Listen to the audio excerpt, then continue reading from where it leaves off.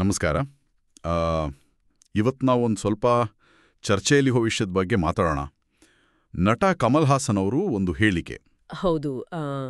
ತಮಿಳಿನಿಂದ ಕನ್ನಡ ಹುಟ್ಟಿದೆ ಅನ್ನೋ ಹೇಳಿಕೆ ಅಲ್ವಾ? ಕರ್ನಾಟಕದಲ್ಲಿ ದೊಡ್ಡ ವಿವಾದವೇ ಸೃಷ್ಟಿ ಮಾಡಿದೆ.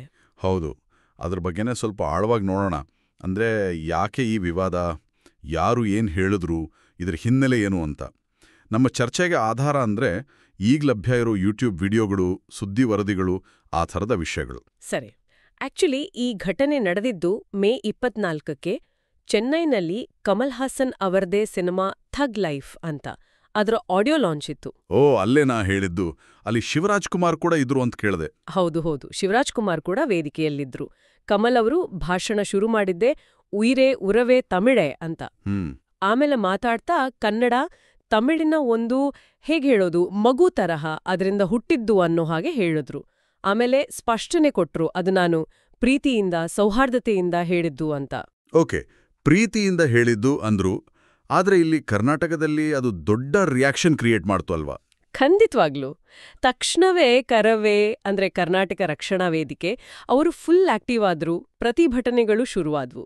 ಹೌದು, ಪೋಸ್ಟರ್ ಎಲ್ಲ ಹರಿದು ಹಾಕಿದ್ರು ಅಂತ ಸುದ್ದಿ ಬಂತು. ಹೌದು, ಬರೀ ಸಂಘಟನೆಗಳೆಲ್ಲ ರಾಜಕೀಯ ನಾಯಕರು ಧ್ವನಿ ಎತ್ತಿದ್ರು.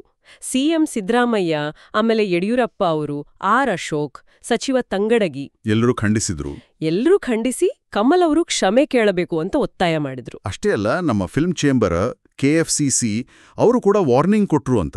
ಹೌದು, ಅವರ ಸಿನಿಮಾನ ಕರ್ನಾಟಕದಲ್ಲಿ ಬ್ಯಾನ್ ಮಾಡ್ಬೇಕಾಡುತ್ತೆ ಅನ್ನೋ ಹಾಗೆ ಎಚ್ಚರಿಕೆ ಕೊಟ್ರು.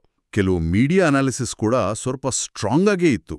ಪಬ್ಲಿಕ್ ಟಿವಿಲಿ ರಂಗನಾಥ್ ಅವರ ವಿಶ್ಲೇಷಣೆ ಅಂದ್ರೆ ಕಮಲ್ ಅವರ ಬುದ್ಧಿವಂತಿಕೆ ಇಮೇಜನ್ನೇ ಪ್ರಶ್ನೆ ಮಾಡೋ ಹಾಗೆ ಇತ್ತು. ಹೌದು, ಅವರ ರಾಜಕೀಯ ವಿಚಾರಗಳನ್ನೆಲ್ಲ ತಂದು ಸ್ವಲ್ಪ ವ್ಯಂಗ್ಯವಾಗಿ ಆ ಕಾವೇರಿ ವಿಷಯವನ್ನು ಎಳೆದು ತಂದ್ರು.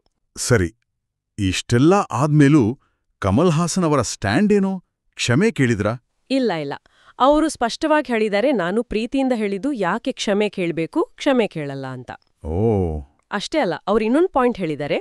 ಈ ಭಾಷೆಯ ಮೂಲ, ಇತಿಹಾಸ ಇದರ ಬಗ್ಗೆ ಮಾತಾಡಕ್ಕೆ ಇತಿಹಾಸಕಾರರು, ಭಾಷಾ ತಜ್ಞರು ಇದ್ದಾರೆ. ನಟರು, ರಾಜಕಾರಣಿಗಳು ಇದರಲ್ಲಿ ತೀರ್ಪು ಕೊಡೋದು ಸರಿಯಲ್ಲ ಅಂತ. ಓಕೆ, ಅವರೇ ಭಾಷಾ ತಜ್ಞರೇನು ಹೇಳ್ತಾರೆ? ಕಮಲ್ ಹೇಳಿದ್ದಕ್ಕೂ ತಜ್ಞರ ಅಭಿಪ್ರಾಯಕ್ಕೂ ಮ್ಯಾಚ್ ಆಗತ್ತಾ? ಇಲ್ಲ, ಅಲ್ಲೇ ಇರೋದು ವ್ಯತ್ಯಾಸ.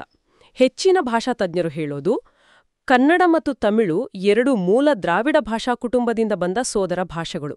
ಅಂದ್ರೆ ಒಂದರಿಂದ ಇನ್ನೊಂದು ಹುಟ್ಟಿದ್ದಲ್ಲ, ಎರಡೂ ಸ್ವತಂತ್ರವಾಗಿ ಬೆಳೆದಿವೆ. ಈಗ ಡಾಕ್ಟರ್ ಶಾ ಶೆಟ್ಟರ್ ಅಂತ ಇದ್ರಲ್ಲ, ಶಾಸನ ತಜ್ಞರು, ಅವರ ವಾದದ ಪ್ರಕಾರ ಕನ್ನಡದ ಲಿಪಿ ಇದೆಯಲ್ಲ, ಅದು ತಮಿಳು ಲಿಪಿಗಿಂತ ಹಳೇದು ಅಂತಾರೆ. ಹೌದಾ? ಹೌದು, ನಮ್ಗೆ ಹಲ್ಮಿಡಿ ಶಾಸನ ಸಿಕ್ಕಿದೆಯಲ್ಲ, ಅದು ಕ್ರಿಸ್ತ ಶಕ 450 ಅಂದ್ರೆ 1500 ವರ್ಷಕ್ಕಿಂತ ಹಳೆಯದು. ಹೌದು, ಕವಿರಾಜಮಾರ್ಗ 9ನೇ ಶತಮಾನದ್ದು. ಹಾಗಾದ್ರೆ ಈ ಭಾಷಾ ಇತಿಹಾಸದ ವಾದ ಒಂದು ಕಡೆ, ಇದ್ರ ಹಿಂದೆ ಏನಾದ್ರೂ ತಮಿಳುನಾಡು ರಾಜಕೀಯದ ಪ್ರಭಾವ ಇರುವುದಾ? ಕಮಲ್ ಅವರ ಹೇಳಿಕೆ ಹಿಂದೆ ಖಂಡಿತ ಇರೋ ಸಾಧ್ಯತೆ ಇದೆ. ತಮಿಳ್ನಾಡಲ್ಲಿ ನಿಮಗ್ ಗೊತ್ತಲ್ಲ, ದ್ರಾವಿಡ ಸಿದ್ಧಾಂತ, ಆ ಭಾಷಾಭಿಮಾನ ಅನ್ನೋದು ತುಂಬಾ ಸ್ಟ್ರಾಂಗ್. ಹೌದು, ಹಿಂದಿ ಹೇರಿಕೆ ವಿರುದ್ಧ. ತಮಿಳು ಭಾಷೆಯೇ ಶ್ರೇಷ್ಠ ಅನ್ನೋ ಒಂದು ಭಾವನೆ ಅಲ್ಲಿನ ರಾಜಕೀಯದಲ್ಲಿ ಹಾಸುಹೊಕ್ಕಾಗಿದೆ. ಈಗ ಕಮಲ್ ಅವರ ಪಕ್ಷ ಮಕ್ಕಳಿನಿಧಿ ಮಯ್ಯಂ, ಅದು DMK ಜೊತೆ ಮೈತ್ರಿಯಲ್ಲಿದೆ. ಓ, ಹೌದಾ? ಹೌದು. ಹಾಗಾಗಿ ಇಂಥ ಸಮಯದಲ್ಲಿ ಕನ್ನಡದ ವಿಷಯದಲ್ಲಿ ಕ್ಷಮೆ ಕೇಳಿದ್ರೆ ಅದು ತಮಿಳ್ನಾಡಲ್ಲಿ ಅವರಿಗೆ ರಾಜಕೀಯವಾಗಿ ಹಿನ್ನಡೆ ಆಗ್ಬೋದು ಅನ್ನೋ ಲೆಕ್ಕಾಚಾರ ಇರ್ಬೋದು. ಆದ್ರೆ ತಮಿಳ್ನಾಡು ಹಿಸ್ಟ್ರಿ ನೋಡಿದ್ರೆ MGR ಮಲಯಾಳಿ, ಕರುಣಾನಿಧಿ ತೆಲುಗು ಮೂಲ, ಜಯಲಲಿತಾ ನಮ್ಮ ಕನ್ನಡಿಗ ಅಯ್ಯಂಗಾರ್ ಅವರೆಲ್ಲ CM ಆಗಿದ್ರಲ್ಲ, ಅದು ಹೇಗೆ? ಅದು ನಿಜ. ಅದೊಂದು ವಿಪರ್ಯಾಸವೇ ಸರಿ. ಅದನ್ನೇ ಕೆಲವರು ಪಾಯಿಂಟ್ ಔಟ್ ಮಾಡ್ತಾರೆ. ಇಲ್ಲಿ ಇನ್ನೊಂದು ವಿಷಯ ಅಂದ್ರೆ, ಈಗಿನ ಸೈಂಟಿಫಿಕ್ ಸ್ಟಡೀಸ್ ಈ ಆರ್ಯನ್ ದ್ರಾವಿಡ ವಾದವನ್ನೇ ಪ್ರಶ್ನೆ ಮಾಡುತ್ತವೆ. ಹೇಗೆ? ಹ್ಯಾಪ್ಲೋಗ್ರೂಪ್ ಸ್ಟಡೀಸ್ ಅಂತಾರಲ್ಲ, ಅಂದ್ರೆ ನಮ್ಮ ಜೆನೆಟಿಕ್ ಮೂಲ ಹುಡುಕೋದು. ಆ ಅಧ್ಯಯನಗಳು ಭಾರತೀಯರಲ್ಲಿ ಅಂತಹ ಸ್ಪಷ್ಟ ಜನಾಂಗೀಯ ಗೆರೆಗಳಿಲ್ಲ, ಎಲ್ಲರೂ ಬೆರೆತು ಹೋಗಿದ್ದಾರೆ ಅಂತ ವಾದಿಸ್ತವೆ. ಇಂಟ್ರೆಸ್ಟಿಂಗ್. ಇನ್ನು ಬೇರೆಯವರ ಅಭಿಪ್ರಾಯಗಳು ಹೇಗಿವೆ? ನಟಿ ರಮ್ಯಾ ಏನೋ ಹೇಳಿದ್ರು ಅಂತ ನೋಡಿದೆ. ಹೌದು, ರಮ್ಯಾ ಅವರದ್ದು ಸ್ವಲ್ಪ ಬ್ಯಾಲೆನ್ಸ್ಡ್ ವ್ಯೂ. ಕಮಲ್ ಹೇಳಿದ್ದು ತಪ್ಪು, ಒಪ್ಕೊಳ್ತೀನಿ, ಆದ್ರೆ ಅದಕ್ಕೆ ಅವರ ಸಿನಿಮಾ ಬ್ಯಾನ್ ಮಾಡೋದು ತಪ್ಪು. ನಾವೆಲ್ಲ ದಕ್ಷಿಣ ಭಾರತೀಯ ಭಾಷೆಗಳು ಒಂದೇ ಕುಟುಂಬ, ಹಿಂದಿ ಹೇರಿಕೆಗೆ ವಿರುದ್ಧವಾಗಿ ನಿಲ್ಬೇಕು ಅಂತ ಹೇಳಿದ್ದಾರೆ. ಆಮೇಲೆ ದೀಪ್ತಿಯಲ್ಲಿ ಕ್ಷಮೆ ಕೇಳೋದು ಸುಲಭ ಅಂತಾನೂ ಹೇಳಿದ್ದಾರಂತೆ. ಕಮಲ್ ಅವರ ನಿಲುವಿಗೆ ಸ್ವಲ್ಪ ಭಿನ್ನವಾಗಿ. ಹೌದು, ಅದನ್ನು ಕೂಡ ಹೇಳಿದ್ದಾರೆ. ಇನ್ನು ಶಿವರಾಜ್ ಕುಮಾರ್ ಬಗ್ಗೆನೂ ಚರ್ಚೆ ಆಯ್ತು. ಅವರು ಪಕ್ಕದಲ್ಲೇ ಇದ್ರು, ಯಾಕ್ ಸುಮ್ನಿದ್ರು ಅಂತ.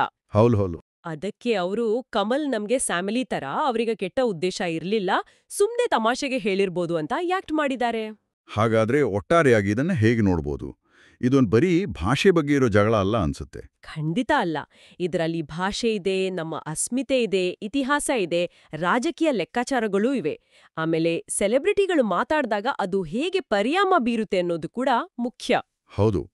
ಮುಖ್ಯವಾಗಿ ಗಮನಿಸಬೇಕಾದ್ದು ಅಂದ್ರೆ ಭಾಷಾ ತಜ್ಞರ ಒಂದು ಅಭಿಪ್ರಾಯ, ಸೋದರ ಭಾಷೆಗಳು ಮತ್ತು ರಾಜಕೀಯ ವಲಯದಲ್ಲಿರೋ ನಿರೂಪಣೆ ತಮಿಳು ಶ್ರೇಷ್ಠತೆ ನಡುವೆ ಇರೋ ಗ್ಯಾಪ್. ನಿಜ. ಹಾಗಾದ್ರೆ ಕೇಳುಗರಿಗೆ ಕೊನೆಗೊಂದು ಪ್ರಶ್ನೆ ಇಟ್ಟು ಈ ಚರ್ಚೆ ಮುಗಿಸೋಣ. ನಮ್ಮ ಭಾಷೆ ಮೇಲಿನ ಪ್ರೀತಿ ಇರಬೇಕು ನಿಜ, ಆದ್ರೆ ಬೇರೆ ಭಾಷೆ, ಬೇರೆ ಜನರ ಮೇಲಿನ ಗೌರವನೂ ಇರಬೇಕಲ್ವಾ? ಆ ಗೆರೆಯಲ್ಲಿ ಎಳಿಬೇಕು. ಹೌದು. ಮತ್ತೆ ಈ ಇತಿಹಾಸದ ಚರ್ಚೆಗಳು ನಮ್ಮ ಇವತ್ತಿನ ಸಂಬಂಧಗಳನ್ನ ಹಾಳು ಮಾಡದ ಹಾಗೆ ನೋಡ್ಕೊಳ್ಳೋ ಜವಾಬ್ದಾರಿ ಯಾರದ್ದು? ಯೋಚಿಸಬೇಕಾದ ವಿಷಯ.